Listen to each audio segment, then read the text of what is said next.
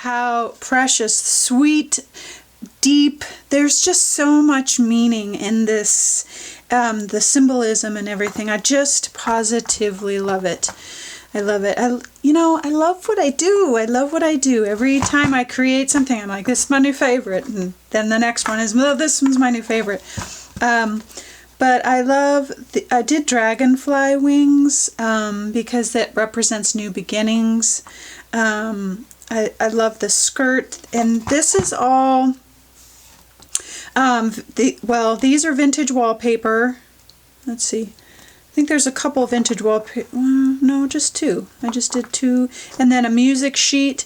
And these, I'll link to, these are part of a collage pack, so I'm not doing a collage pack today because these are all part of a collage pack and you probably have it or you can get it.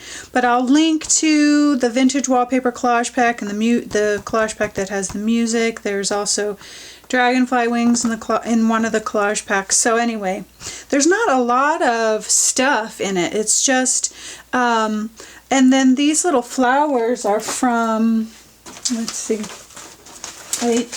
it's from one of the pages from my vintage flower books. And I have so many of those in the collage pack that I'm sure you guys have those too. And these are just from book pages that I searched for the words and cut them out.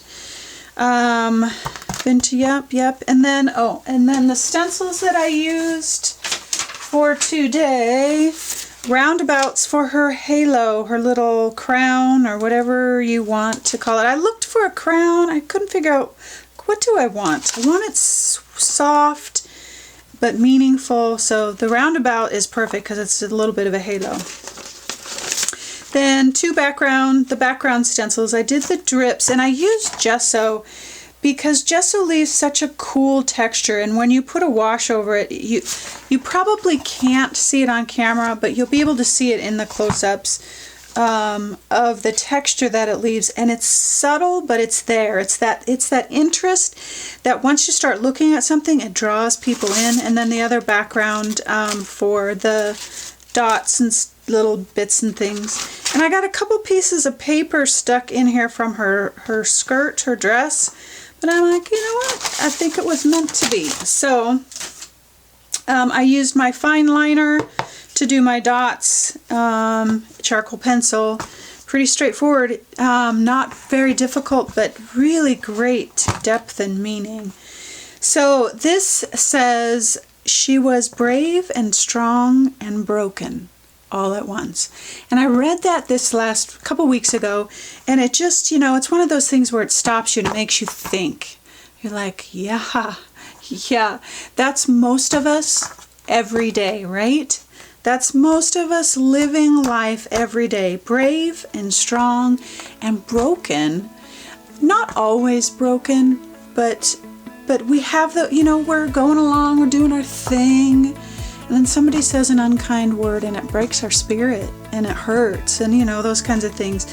And that is just life. And we have to choose to respond a certain way. We have to choose how we are going to react, because that makes all the difference in the world.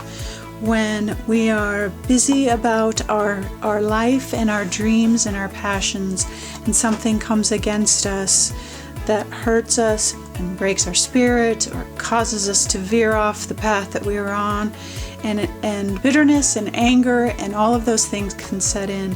But if we choose grace and kindness and love in those instances, not easy, we can still feel the pain, we can still feel the hurt and the broken, and choose to react in a certain way, and it'll bring us out, not right away, but it'll bring us back out to the other side, where the light is, where the sunshine is, where the beauty is, where the new beginnings are.